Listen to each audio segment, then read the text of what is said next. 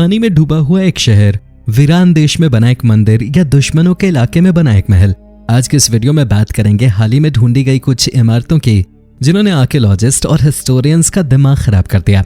अगर आप भी तैयार हैं हैरान और परेशान होने के लिए तो वीडियो को अंत तक जरूर देखें। नंबर 9, कोइकोगलिन काला।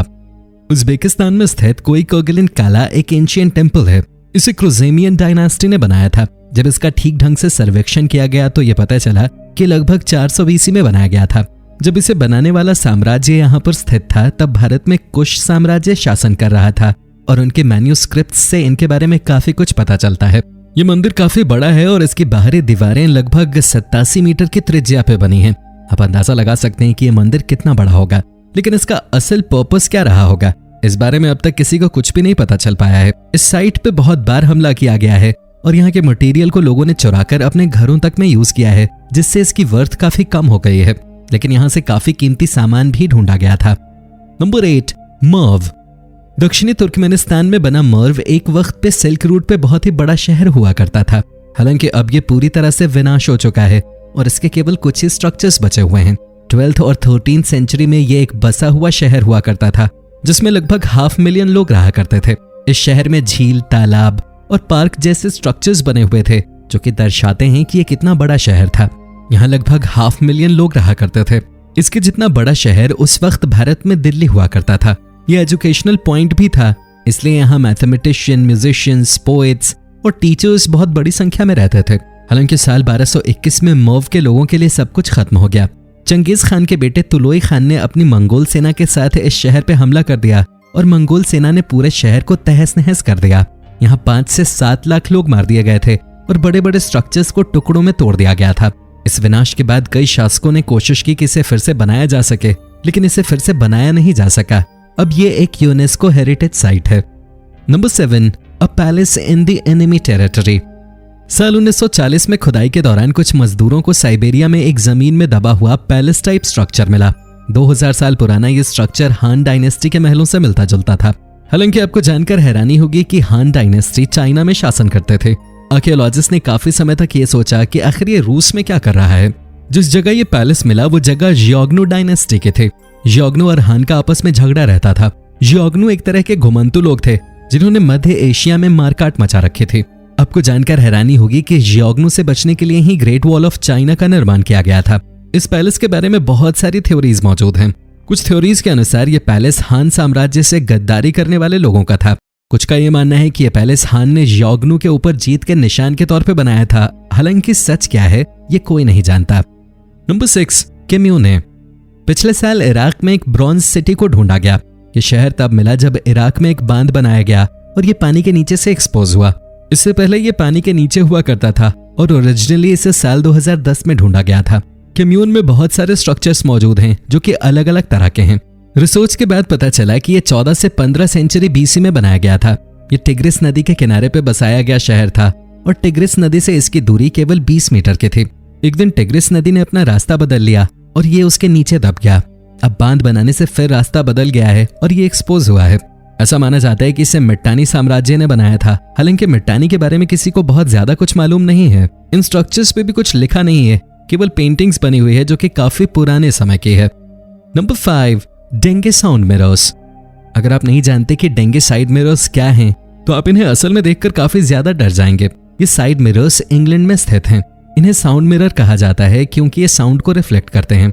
इन्हें यहाँ लगाया गया था ताकि किसी भी आने वाले शिप या एयरक्राफ्ट के इंजन के साउंड को रिफ्लेक्ट किया जा सके। ये छोटे से छोटे साउंड को भी इस तरह से रिफ्लेक्ट करता था कि किसी भी एयरक्राफ्ट के आने के बारे में पता चल जाता था। इन स्ट्रक्चर्स को 1920 से 1930 के बीच बनाया गया था।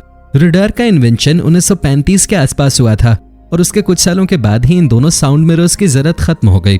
6 से 9 मीटर लंबे इन स्ट्रक्चर्स के जरिए ये देखा जा सकता है कि टेक्नोलॉजी के आने से पहले किन जुगाड़ों से दुनिया चल रही थी। अब इन स्ट्रक्चर्स को रॉयल सोसाइटी ने बर्ड्स का घर बना दिया है। Number 4, ancient tundra. ग्रीनलैंड के सरफेस पे जमी हुई बर्फ दुनिया की दूसरी सबसे बड़ी बर्फ की शील्ड है। ग्रीनलैंड के 80% भाग पे बर्फ ही जमी हुई है और इस बात की संभावना बहुत ज्यादा है कि इस बर्फ के नीचे कई सारे राज छुपे हुए हों, जैसे कि एंशिएंट टुंड्रा का राज। बर्फ की शील्ड के नीचे से मिट्टी निकालकर रिसर्च करते हुए आर्कियोलॉजिस्ट ने पाया कि बर्फ की शील्ड के नीचे की मिट्टी एक वक्त पे जंगल हुआ करते थे। ग्रीनलैंड बर्फ के कब्जे में आने से पहले एक हरा भरा आइलैंड हुआ करता था। हालांकि अब तक पता नहीं चल पाया कि ग्रीनलैंड बर्फ के नीचे दबा कैसे। अगर ये पता चल जाता है तब आने वाले समय में वैज्ञानिक ये भी पता लगा सकते हैं कि ग्रीनलैंड की इस बर्फ के साथ भविष्य में क्या होगा और ये दुनिया के बाकी लोगों पे किस तरह से प्रभाव डालेगा। नंबर 3, द सिटी ऑफ उर। बाइबल में एक शहर का जिक्र है जिसका नाम है उर। इस शहर में बाइबल से जुड़ी कुछ महत्वपूर्ण घटनाएं घटती हैं। कई लोगों को ये नहीं पता कि ये शहर असल में हुआ करता था। बाइबल में नाम आने से भी पहले ये एक बड़ा ट्रेड सेंटर हुआ करता था। ये शहर लगभग 3800 BC में एक्टिव था और इसमें 80,000 लोग रहते थे। तब ये दुनिया की जनसंख्या का एक बड़ा हिस्सा था। ये शहर जहां पर हुआ करता था वहां पर मौजूदा समय में इराक स्थित है। दोस्तों 450 BC में मौसम में बदलाव के कारण इस शहर को खाली कर दिया गया। उसके बाद इसे ढूंढा गया 1625 में, लेकिन उस वक्त किसी ने ध्यान नहीं दिया और ये रेत के नीचे दब गया। फिर दोबारा 20वीं सदी में ब्रिटिश आर्कियोलॉजिस्ट ने खुदाई की और उन्हें यहाँ बहुत सारा सोना मिला, जो कि मिस्र के पिरामिड के बाद दूसरे नंबर पे आता है। इसे दोस्तों अभी पूरी तरह से एक्सप्लोर नहीं किया जा सका है। नंबर 2, मोके रुइंस। साल 2018 में आर्कियोलॉजिस्ट को सेरेमोनियल बैंक्वेट हॉल और कुछ अन्य आर्टिफैक्ट्स मिले जो कि मोके कल्चर से जुड़े हुए हैं। उत्तरी पेरू में स्थित इन रुइंस की उम्र लगभग 1500 साल से भी ज्यादा है। इन रुइंस के साथ यहाँ पर बहुत सारे स्केलेटन्स भी मिले हैं।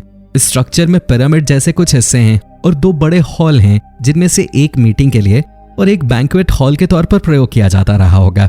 बैंक्वेट हॉल और मीटिंग हॉल में अंतर किया गया अंदर के इंफ्रास्ट्रक्चर से।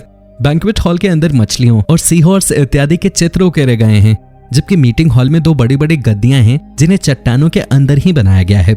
मोके कल्चर के बारे में अभी तक बहुत कुछ ज्यादा पता नहीं चल पाया है। अभी तक कुछ बहुत ज्यादा पता नहीं था, लेकिन इन स्ट्रक्चर्स के ढूंढे जाने के बाद काफी कुछ पता चल चुका है। हालांकि अगर ये स्ट्रक्चर नदी में नहीं डूबा होता तो और भी बहुत कुछ पता चल सकता था। Number 1, hard not fort. तरह तरह के स्ट्रक्चर्स के बाद अब बात करते हैं किले की। इसे दूसरी सदी में रोमन साम्राज्य के शासक हद्रियान ने बनाने के आदेश दिए थे। इसे हार्ड नॉट नाम की एक घाटी के पास इंग्लैंड में बनाया गया था, जहां से इसे अपना नाम मिला। इस फोर्ट को एक डिफेंसिव स्ट्रक्चर में बनाया गया है, जिसमें पहले 114 मीटर लंबी दीवारें हैं। इसके गेट काफी अजीब तरीके से बनाए गए हैं, जो कि रोमन स्ट्रक्चर्स में देखे नहीं जाते। हालांकि बाद में स्टडीज के बाद यह पता चला कि हो सकता है कि ये गेट सूर्य को ध्यान में रख के बनाए गए हों। इस किले में बाथ हाउस से लेकर कमांडर का घर और सेना के परेड करने की जगह तक मौजूद है। हालांकि दोस्तों इसे बनाने के 10 साल बाद ही इसे खाली कर दिया गया था और तब से ये ऐसे ही खाली पड़ा है। इसे तीसरी सदी में उपयोग करने की कोशिश भी की गई थी, लेकिन इसका उपयोग नहीं किया जा सका। तो ये थे कुछ ऐसे स्ट्रक्चर्स जिनकी मिस्ट्री सॉल्व हो गई तो शायद हिस्ट्री कुछ अलग ही नजर आए। क्या आपको लगता है कि इनकी मिस्ट्री सॉल्व होगी? कमेंट में लिख के जरूर बताएं।